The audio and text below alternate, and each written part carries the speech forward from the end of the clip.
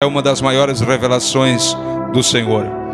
Eu olhando os irmãos, atendendo, não estão maltratando, estão atendendo a pessoa que está meio desnorteado, irmãos? E lembrando do meu início do meu ministério, exatamente há uns 13 anos atrás, nós passávamos uma luta também com um senhor, o vizinho da igreja, irmãos.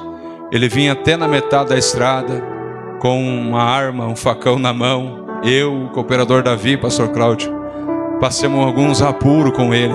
Eu vi os irmãos ali atendendo, e ele vinha, rapaz, e balançava aquele facão e queria atrapalhar o culto, irmãos. Furo do diabo muito grande contra a igreja. E nós fomos orando por ele, aconselhando ele, falando com ele. E ele acabou sendo preso uma época, e quando ele voltou, meus irmãos, ele voltou abençoado. Graças a Deus, parou de perseguir a igreja e até frequentava os cultos depois. Não sei se converteu, porque eu vim embora de Cleveland, mas eu tenho certeza que Jesus fez uma obra grande. Então atender a igreja de Deus é isso, irmãos, Não é maltratar, mas tem que manter a ordem no culto, tem que manter as coisas para nós prestar atenção. Esse lugar, irmãos, é um lugar de adoração. Nós viemos apresentar um culto a Deus, e que seja o melhor de nossas vidas hoje, porque o dia de amanhã não pertence nem a mim nem a você. Então que seja esta noite uma noite especial para nós e para Deus em nossas vidas, amém? Talvez você esteja me ouvindo dizendo: há tanto tempo eu preciso do milagre, espero a bênção, que até desanimei, pastor. Eu venho te trazer na contramão da vida uma notícia especial.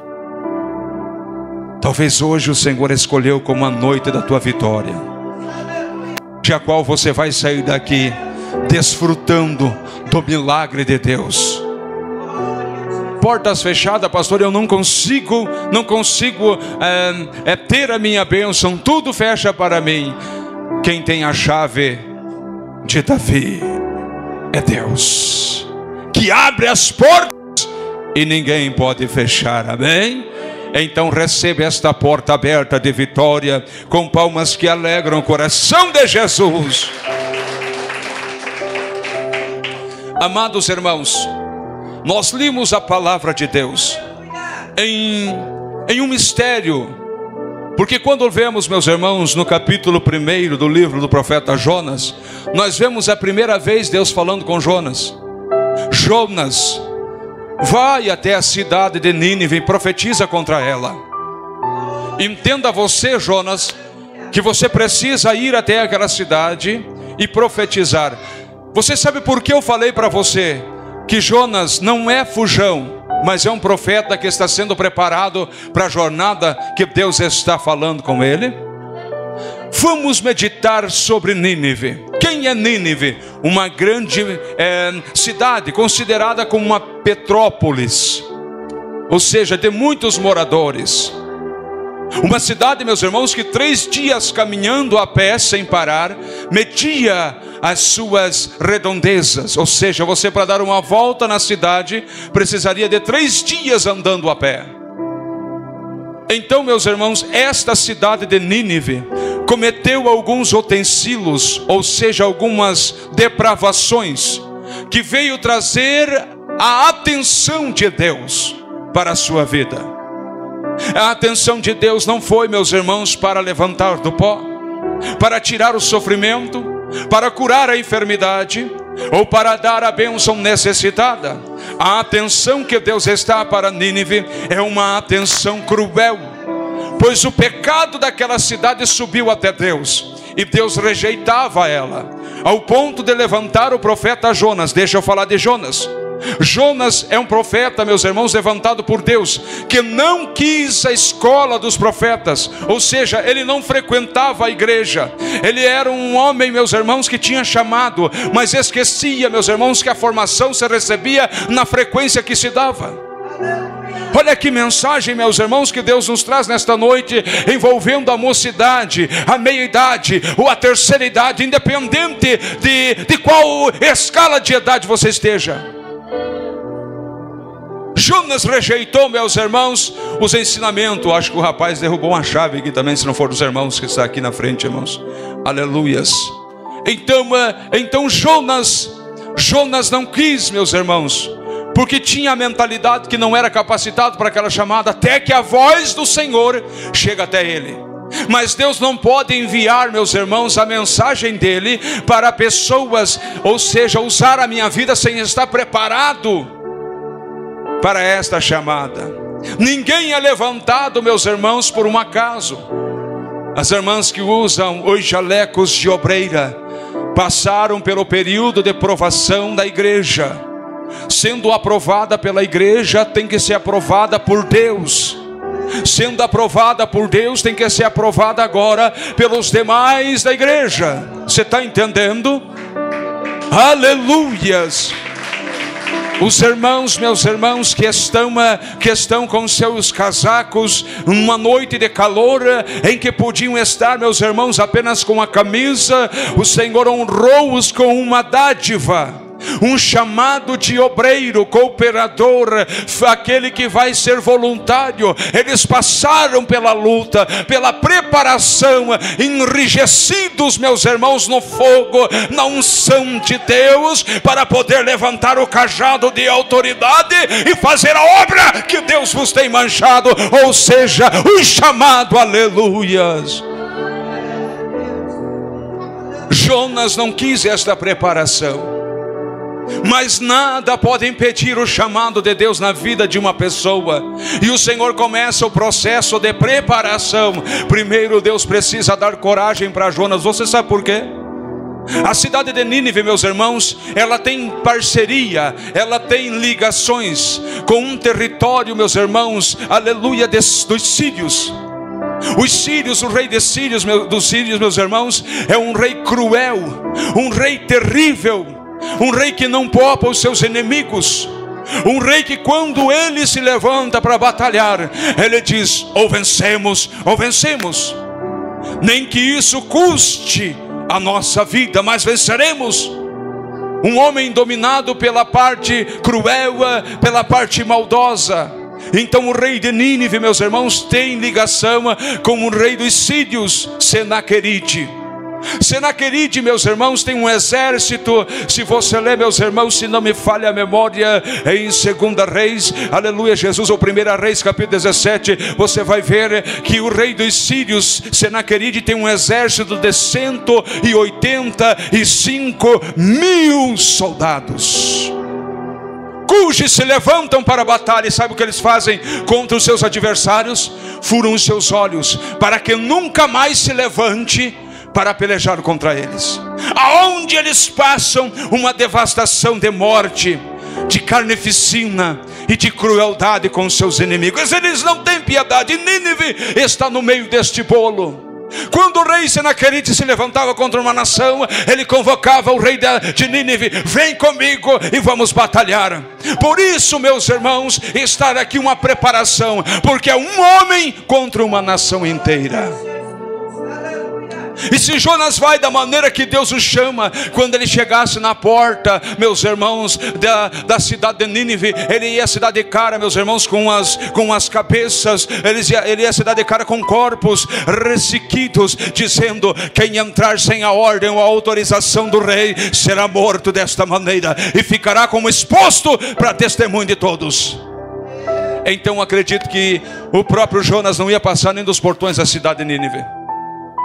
Então Deus começa a preparação, colocando no coração do profeta que ele precisa recuar. Aleluia! Olha que tremendo, irmãos. Quantos anos eu preguei chamando este homem de covarde, dizendo que ele era um profeta fujão. Tentei justificá-lo, dizendo que ele teve pena das crianças que estavam em Nínive, porque ele ia profetizar contra a ruína dela. E Jonas era tão bom porque ele não quis profetizar e achou melhor fugir da condenação das crianças do que pagar o preço no meio vendo o sacrifício. Nada disso. Jonas estava sendo preparado e nem mesmo ele sabia. Aleluia. Em nosso meio há jovens que vão ser preparados, e muitas das vezes, meu irmão, ao receber a oportunidade, vão chegar aqui e quando eles derem de cara com a multidão, eles vão parar. Vai travar os seus queixos. Eles vão tremer o seu coração, a sua carne vai ficar trêmula. E às vezes alguns não vão conseguir desenvolver. Eu peço aos que têm esse talento, não o julgue. Ele está sendo preparado. Ele está sendo... Muitas das vezes, irmãs que estão na igreja, e você vê ela, quando ela está dobrando o joelho, ora a Deus, invoca o poder de Deus, você sente a presença. Mas quando ela recebe a oportunidade que encara a multidão, ela trava, ela fala enrolado, ela não consegue desenvolver a palavra. Não a julguem, ela está sendo preparada. Aleluia. O varão está sendo preparado. Calabrastébia. Eles estão sendo preparados. É preciso coragem. E quer ver como Jonas adquiriu coragem? Vem comigo e vamos viajar na palavra de Deus. Jonas, meus irmãos, vai fugir. Ele quer ir para Tarsus. Pega um navio. E na maior, meus irmãos, simplicidade, tranquilidade, paz, ele vai no porão daquele navio. Aqui o Senhor não me enxerga. A mentalidade do profeta está achando que está fugindo de Deus. A mentalidade de Deus está preparando um varão valoroso, aleluia, para fazer coisas grandes pelo reino. Louvado seja Deus. Eita glória, aleluias. Então, meus irmãos, ele começa a naufragar. E Deus começa o projeto Coragem. Deus começa a soprar um vento forte contra aquele navio. Tempestade, o mar se levanta. E Jonas está lá no porão dizendo: pode balançar quanto quiser, eu estou aqui, estou tranquilo. Mas de repente, meus irmãos, acontece algo. Os bens daquele navio começam a ser desperdiçados nas águas para causar levianez, ou seja, para ficar mais leviano, para o navio não afundar. E um clama um Deus, outro clama outro. Aqui está um exemplo da idolatria, que quanto mais a pessoa se idolatra, menos resposta ela tem do céu, aleluias. Eu só vou na igreja se aquele pastor estiver pregando. Eu só vou na igreja se for a irmã dirigente que estiver ministrando a palavra. Bem puder, tem que ter respeito. Mas a palavra de Deus é de Deus, não é do homem. Aleluias. Você veio na igreja para ouvir a verdade de Deus e ser abençoado por Ele, não pelo pregador nem pela pregadora. Somos instrumentos de Deus para trazer o alimento que Deus mandou trazer. Aleluia. E você sair daqui farto em nome de Jesus. Oh glória. E cada um invoca o poder do seu Deus, mas nada adianta.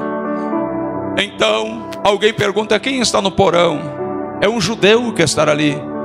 Vamos chamar ele. Se ele invocar o Deus dele, eu soube que o Deus dos judeus é um Deus poderoso.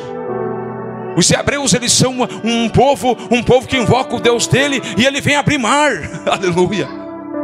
Eu soube que este Deus, esse Deus entrou lá no tempo da Babilônia. Esse Deus entrou dentro da fornalha junto com os 3 jovens e livrou eles. Há hilaridos que este Deus é tremendo, aleluias. Vamos chamar ele lá.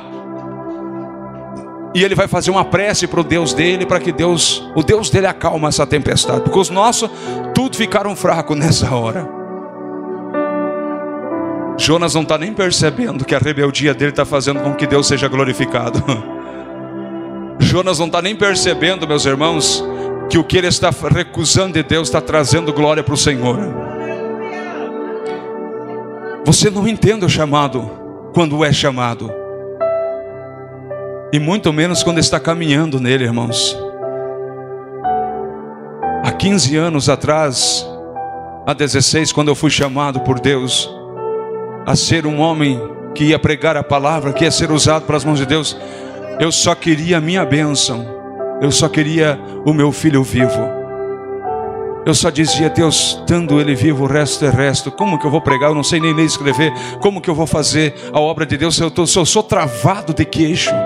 Sou pior do que Moisés. 15 anos depois eu prego a palavra de Deus com a misericórdia do Senhor. E glorifico o nome do Senhor e digo: Senhor, eu estou aqui, faz de mim a tua vontade. Você vai enviar? Envie-me a mim. Aleluias. Oh glórias.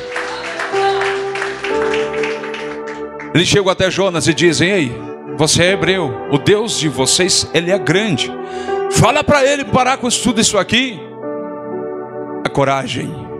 Primeiro teste, o teste da coragem. Se é um covarde, meu irmão, se é uma pessoa que realmente está fugindo de Deus, ele nunca ia falar para os pescadores ou para a tripulação daquele navio, dizendo: a culpa da tempestade não é pela falha dos seus deuses, a culpa da tempestade é por minha causa. Como assim?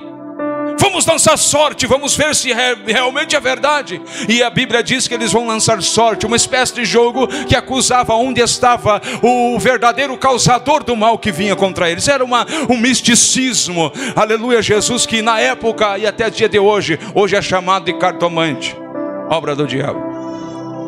Me perdoe, mas não adianta nós vir aqui colocar um tapa-ouvido, um tapa-olho na mente, nos ouvidos dos irmãos. Temos que falar a verdade.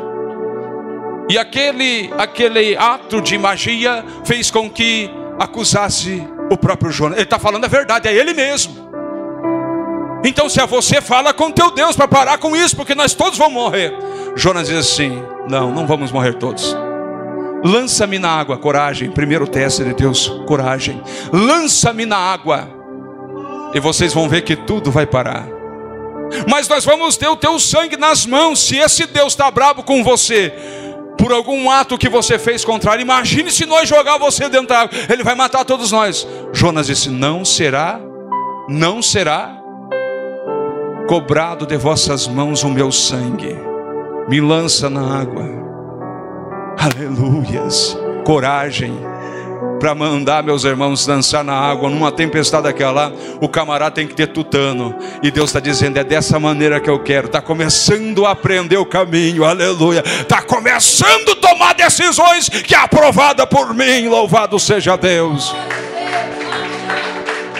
Alguém diz: mas Jonas foi pego por um peixe, o primeiro submarino natural do universo, aleluia. Irmãos, medita comigo. Nós trabalhamos na cidade de Clevelândia. Eu era maquinista e nós no final de semana limpava a caldeira. Quem trabalha com isso ou já conhece vai entender o que eu falo. Caldeira é caloroso lá dentro para limpar, não é, bro? O corpo da gente trabalhando 2 horas, irmãos, limpando a caldeira, é a mesma coisa. Parece que você trabalhou a semana inteira. Você tem um desgaste físico muito grande, o calor, a respiração. Tanto é que você tem que ficar lá trocando de posição. Um pouco um fica na porta recebendo os baldes de cinza e brasa que estão lá dentro, e depois tem que trocar, porque senão não aguenta, a respiração quita. Dentro de uma caldeira. Agora imagine você dentro da barriga de um peixe, que o calor que está ali, a pressão da água que está ali.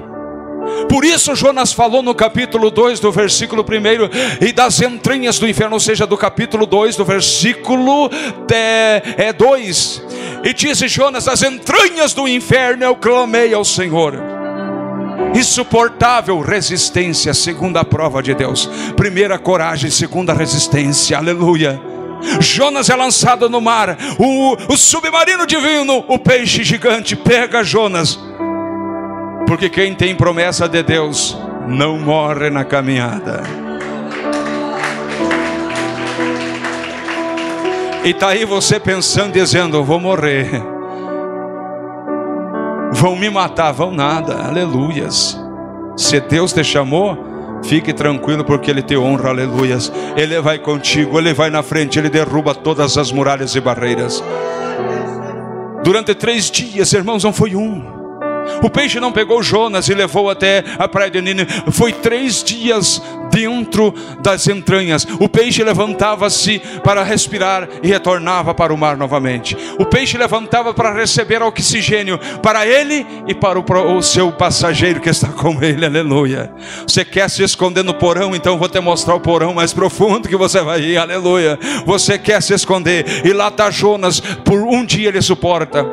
Eu devo mesmo, eu tenho que pagar por isso, não tenho o que fazer, eu preciso ficar aqui. 2 dias Jonas está com o mesmo pensamento, e Deus diz: clama, clama, clama a mim e respondei-te-ei, e anunciai-te-ei coisas grandes e firmes que ainda não conhece, aleluia, eita glória. Jeremias 33:3. Então o 3º dia bateu o desespero. Jonas estava à beira da morte. com pressão em seus pulmões, com calor incessante que não tinha, meus irmãos. Imaginava Jonas que estava no inferno. E ele disse: das entranhas do inferno, no lugar mais profundo, eu clamei ao Senhor, e a minha voz Deus ouviu e me socorreu. Resistência, coragem e caráter para assumir, meus irmãos, as dificuldades que vêm. Se é para você, é para você. Se não é para você, não é para você. Eu tenho enfrentado muitas questões entre família, porque nós oramos muito por casais, e a pessoa chega e fala: pastor Rodrigo, esse fulano aqui não me ajuda, esse fulano aqui tem sido uma pedra no meu caminho, um peso para mim. Eu tenho vindo para a igreja, mas ele só quer anarquia, ele não quer buscar. Pastor Rodrigo, o que eu faço? O que vai acontecer? Eu digo: se une com ele. Como assim, pastor? Não estou entendendo. Pega na mão dele. Enquanto você está tendo o teu cônjuge como uma pessoa que te atrapalha, você está tendo uma divisão dentro do teu lar, e Deus não habita ali. A partir do momento que você diz: ei, você não vai buscar a Deus? Não, então eu estou indo por nós dois. Aí Deus está lá, meus irmãos, de pé no trono, dizendo: isso mesmo, meu servo, minha serva.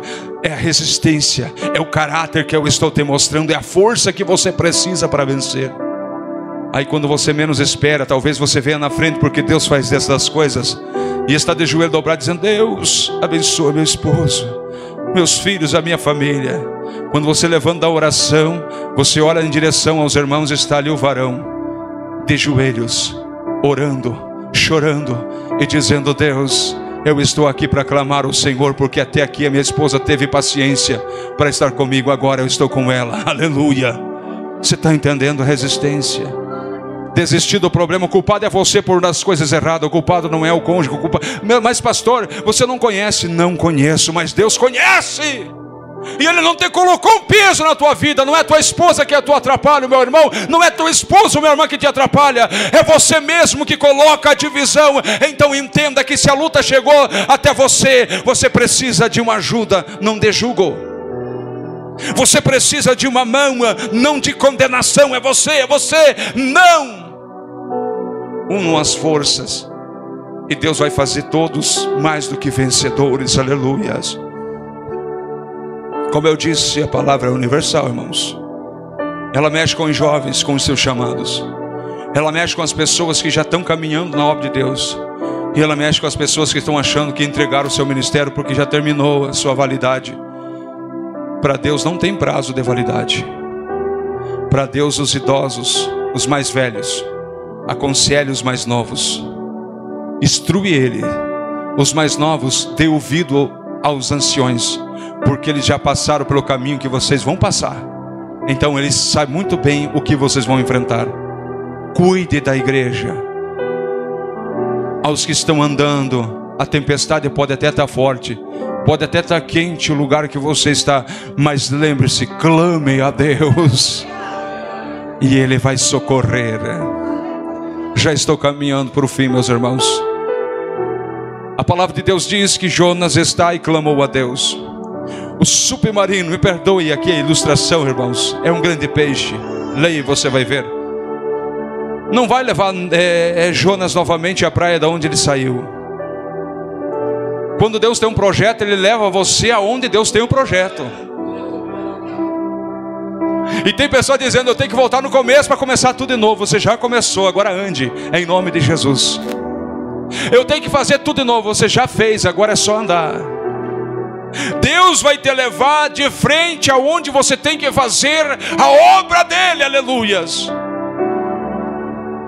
A palavra de Deus diz que o grande peixe, me perdoe quem tem o estômago sensível, eu não tenho, vomitou Jonas. Aonde? Na praia de Nínive. Jonas agora tem coragem, Jonas agora tem resistência. E quando Jonas chega no portão de Nínive e olha, meus irmãos, aquele aparato que escandaliza qualquer um e que faz tremer, Jonas diz: eu enfrentei uma tempestade, falei que era por causa de mim, arriscando meu pescoço. Aquele povo podia se revoltar e dizer: então você vai morrer. Quando eu me jogar na água, um peixe grande veio e me engoliu. Por 3 dias eu fiquei lá dentro daquele peixe. Acha que isso vai me assustar? Vou fazer a obra de Deus. A terceira, autoridade. Quando você é moldado por Deus, coragem, resistência e autoridade. A pessoa se preocupa. Antigamente eu me preocupava muito, meus irmãos, com as revelações. Eu queria, Senhor, cumpra. Não deixe, irmãos. Quem dá a autoridade é Deus. Se Ele falou, quem vai cumprir é Ele. Aleluia. Não é o nome do pastor Rodrigo que está em jogo, é o nome de Deus. Aleluias. Jonas começa a andar pela cidade. Nínive, ouça o que eu estou falando. Em 40 dias, assim diz o Senhor, esta cidade será submergida, condenada à destruição. Não ficará pedra, não ficará homem e não ficará animais. Tudo vai ser consumido, porque Deus não se agradou de vocês. Irmãos, Ele está falando para um povo que pega os seus inimigos, fura os seus olhos e lança na miséria, para nunca mais se levantar contra eles. Ele está falando para um povo que não tem misericórdia do seu inimigo, que mata, que destrói. Mas Jonas passou, meus irmãos, pelo período da coragem. E Jonas está dizendo: se me ferirem, eu vou fazer a obra de Deus. Se me perseguirem, eu vou fazer a obra de Deus. Se levantarem contra mim, eu vou fazer a obra de Deus. Porque quem me enviou foi Deus, foi Deus, foi Deus. Aleluias. Acredite no chamado. Não, eu não estou chamando rebeldes. Eu não estou se dizendo pessoas, meus irmãos, que saem daqui de Ampere e vai pregar lá na cidade de Pato Branco sem comunicar a sua pastora. Isso é rebeldia, é passar por cima da sua autoridade. Eu estou dizendo, quando a varoa de Deus disser: ei varão, vai fazer a obra de Deus. Não, mas eu não tenho condições. Não é você que vai ter condições, é Deus que te dá condições para isso. Eu estou dizendo para um povo, meus irmãos, que entendeu a chamada e sabe o seu tempo. Aleluias. Eu estou dizendo para pessoas que estão sentados nesse lugar e está dizendo: eu não tenho condições física, mental e também nem financeira. Eu não posso. Não é você quem pode, é Deus quem todas as coisas pode. Ouça o chamado. Aleluias.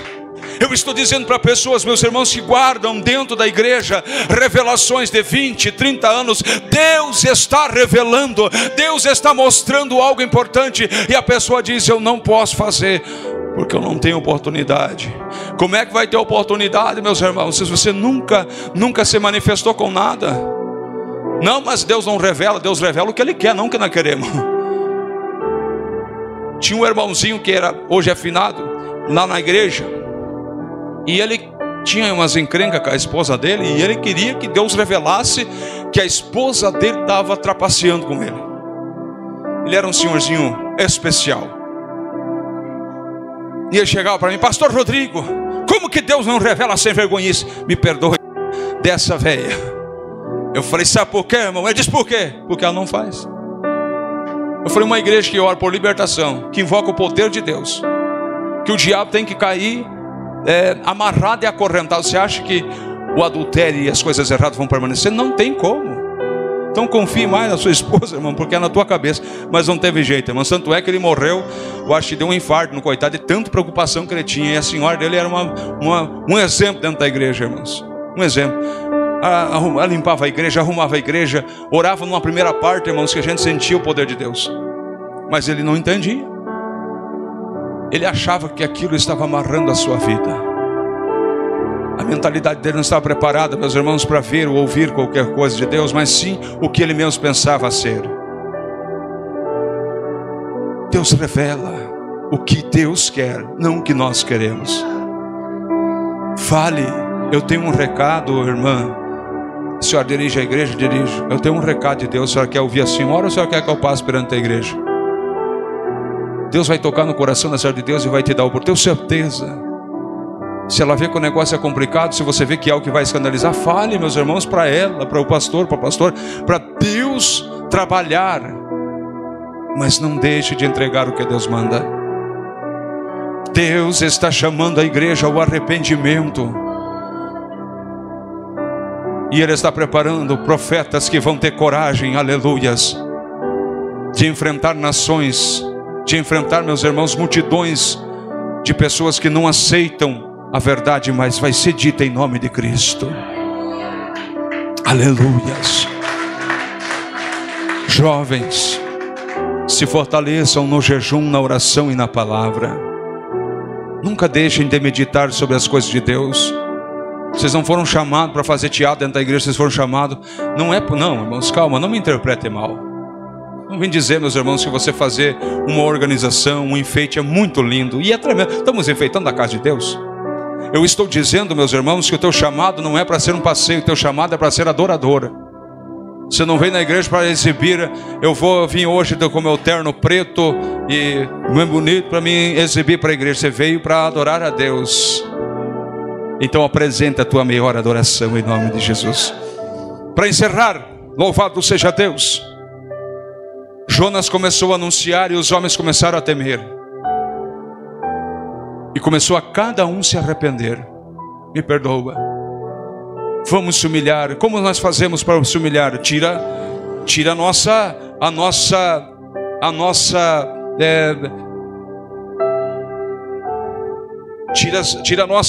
nossa luxúria, a nossa vaidade. Vamos se pôr de saco de pau, vamos tirar os enfeites agora e vamos se colocar para Deus operar o milagre. Quando os homens estavam fazendo, o rei ainda não sabia. Mas quando chegou no ouvido do rei, ele acatou a boa ideia e disse: vamos fazer isso, mas agora todos, não somente os homens, mulheres, crianças, idosos, animais, todos por 3 dias não se comem, não se bebe. Vamos se vestir de humildade e vamos jogar terra na nossa cabeça, declarando que nós somos pó. Quem sabe? Olha, irmãos, eles não têm certeza. Olha o caminho, meus irmãos, que Deus nos conduz para a conversão e transformações de vida. Eu não tenho certeza, mas quem sabe o Senhor não se arrepende da sua sentença e me salva. E Deus está dizendo: é isso que eu quero. Está entendendo agora a preparação de Jonas? Jonas foi preparado, meus irmãos, para um exército sanguinário. E quando ele chega e vê, meus irmãos, um exército que se humilha, Jonas diz assim: agora o que é que eu vou fazer? Aí vem a palavra de Deus: perdoamos? Como assim, Senhor? Perdoar? Como assim? Até aqui eu andei dentro dessa cidade aqui proclamando que o Senhor ia matar. Como é que vai ficar a minha palavra agora? Nós vamos ter que ter esse diálogo aí. O Senhor dizendo: eu vou perdoar. E o homem dizendo: não perdoa, porque eu tenho palavra. Entendeu agora, irmãos? Deus enrijeceu o coração de Jonas para poder preparar ele para uma grande obra. E a obra foi feita. Mas quando Jonas estava com o coração, meus irmãos, entendendo que aquele povo ia morrer, o Senhor vinha com livramento. E por causa que ele falou, aleluia, não, mas eu profetizei, Deus disse assim: olha, eu vou te dar um exemplo. Fez nascer uma borboleira sobre a sua cabeça em um dia, e no outro sumiu. Jonas ficou tão triste por causa daquela situação, e disse: Senhor, o que é isso? O Senhor disse: é o meu povo. É o povo que está se humilhando. Se você tem dó de uma planta, por que não vai ter dó de um ser humano? Irmãos, deixa eu falar para vocês, isso aqui é muito sério. Eu vejo nada contra. Eu vejo pessoas tratando melhor animais do que ser humano. E eles falam assim, aleluias. E eles falam assim: é melhor lutar com os animais que com o ser humano. Você está entendendo o que é isso? Estou sim, pastor, o ser humano está ficando difícil de lidar. Não, é a iniquidade que está aumentando e o amor que está se esfriando. Irmãos, se você tem esse hábito, eu creio que você vai perder hoje. Eles pegam os cãozinhos, nós também temos. Não é pecado. Pecado é eu amar mais o meu cachorro do que o meu irmão. Meu filho, irmãos, como assim? Tantas pessoas que precisam de abraço lá fora. Tantas pessoas que precisam de uma mão estendida dizendo: vem aqui, eu estou disposto a sofrer junto com você. E nós estamos lançando o nosso carinho a seres que eles são irracionais, eles não sabem transmitir a não ser aquilo que eles querem. Pode tratar bem sim o seu animal, mas não esqueça que tem um irmão, uma irmã que precisam de um abraço ou de uma palavra de apoio para se levantar novamente. Aleluias. Aleluia. O que é, Jonas, isso perante este povo? São crianças, são idosos, são mulheres inocentes que vão pagar. Jonas, eles estão se humilhando, então eu perdoei, Jonas. Aleluia.